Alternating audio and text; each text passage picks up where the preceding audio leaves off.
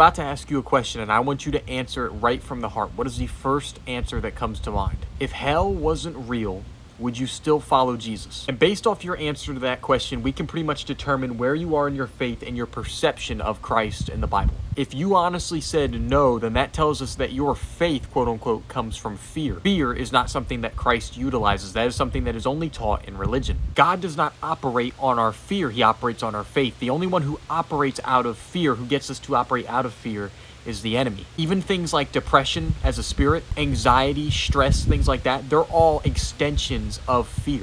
And how you answer that question will also likely determine a lot of the ways that you conduct yourself in your daily life. Even think about this, right? When you struggle with sin, right? And maybe you're going through it with lust, maybe you're going through it with the pornography, maybe you're going through it with whatever you're struggling with. And you sit there and you have those thoughts after you relapse, after you mess up. There's a cat over here just complaining. I don't know what it is doing. And you're sitting there and you're constantly messing up and you wonder, am I really saved? You start to worry about it. You start to dwell in your mind deeper and deeper. And it's almost like there's this voice just talking to you, telling you that you're not saved. God doesn't want anything to do with you. Don't go back to the Bible. Don't go back to pray. I want you to first know that Paul in 2 Corinthians writes that we are not ignorant to Satan's devices. And that word devices, translated back in ancient Greek, actually means thoughts.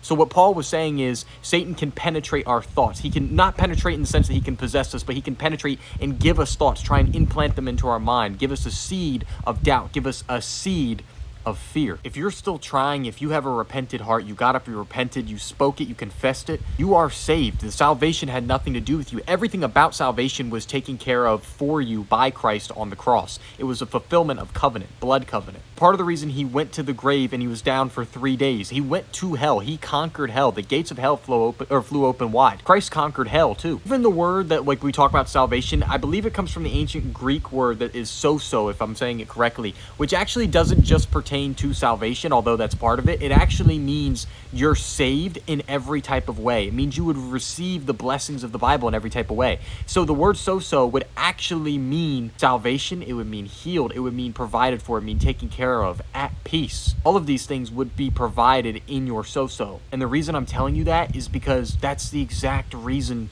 I would never want to go back. Like I think about the old me. I think about the way I used to deal with my problems. I think about the way I used to view myself or view women when I would go through hard times, what I would do, how I'd try and get through it. I think about the wisdom that I was trying to obtain on my own, the things that I actually thought were helping me. I think about the way I used to treat the people that I actually loved, and it's completely different. It's night and day. The idea of being Christian, hell shouldn't even go through your mind, man. You're walking with Christ. You're saved by the blood. Genesis 1:28, God told us to be fruitful, multiply, do replenish, do subdue, and have dominion. Dominion is kingship. God has us here to extend the kingdom. That's part of your purpose. You're going to extend the kingdom in your own type of way. Salvation is like a piece of it, right? And he wants us to be in heaven, but that was handled. It's really not that difficult. And the things of Christ, the things of the Bible are there for when you're going through the hard times, and they're there to help you not only get through it, but then prosper in this life as well. So the answer to the question, if hell wasn't real, would I still follow Christ? Absolutely. Christ-focused self-improvement is what I teach. I have a free community in my profile for young Christians. Go join it.